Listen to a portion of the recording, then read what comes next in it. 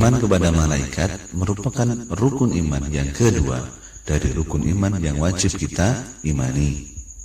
Definisinya yaitu membenarkan dengan hati bahwa Allah Subhanahu wa Ta'ala memiliki malaikat yang ada dan diciptakan dari nur atau cahaya.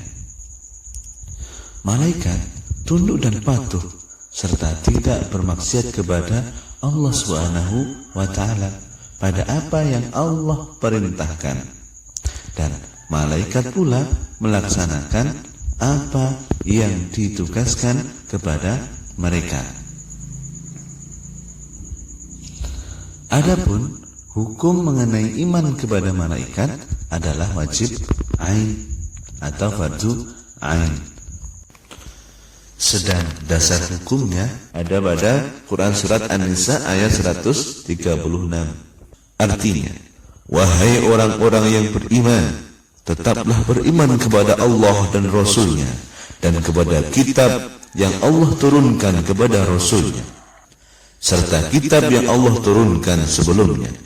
Barang siapa yang kafir kepada Allah, malaikat-malaikatnya, kitab-kitabnya, rasul-rasulnya, dan hari kemudian, maka sesungguhnya orang itu telah sesat sejauh-jauhnya. Setelah mengetahui definisi, hukum, dan dasar-dasarnya, mungkin kita akan bertanya-tanya, siapa saja malaikat yang Allah ciptakan? Dan apa saja tugas yang Allah amanahkan? Allah menciptakan malaikat dengan jumlah yang tak terhitung.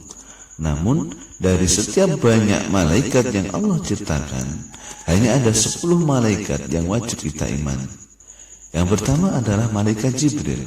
Malaikat Jibril ini bertugas membawa wahyu kepada para nabi, kemudian menjaga Madinah dari Dajjal. Kemudian malaikat Jibril akan turun pada waktu malam Lailatul Qadar, kemudian membawa risalah kepada setiap makhluk. Malaikat yang kedua adalah malaikat Mikail. Malaikat Mikail bertugas membagi rezeki, menjaga Makkah dari Dajjal, kemudian mengatur air yang turun dari langit atau bersumber dari bumi. Kemudian ada malaikat Israfil. Malaikat Israfil bertugas meniup terompet sangkakala atau terompet pertanda akhir zaman. Kemudian malaikat Israel. Malaikat Israel bertugas untuk mencabut nyawa atau bisa disebut dengan malaikat maut. Kemudian malaikat Mungkar dan Nangkir. Malaikat yang bertugas menanyai orang di alam kubur. Apa saja yang ditanyakan? Yang pertama adalah Marobuka, siapa Tuhanmu? Siapa nabimu?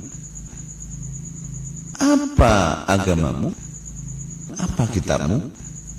Di mana kiblatmu? Siapa saudaramu? Kemudian malaikat Raqib yang bertugas mencatat segala amal kebaikan.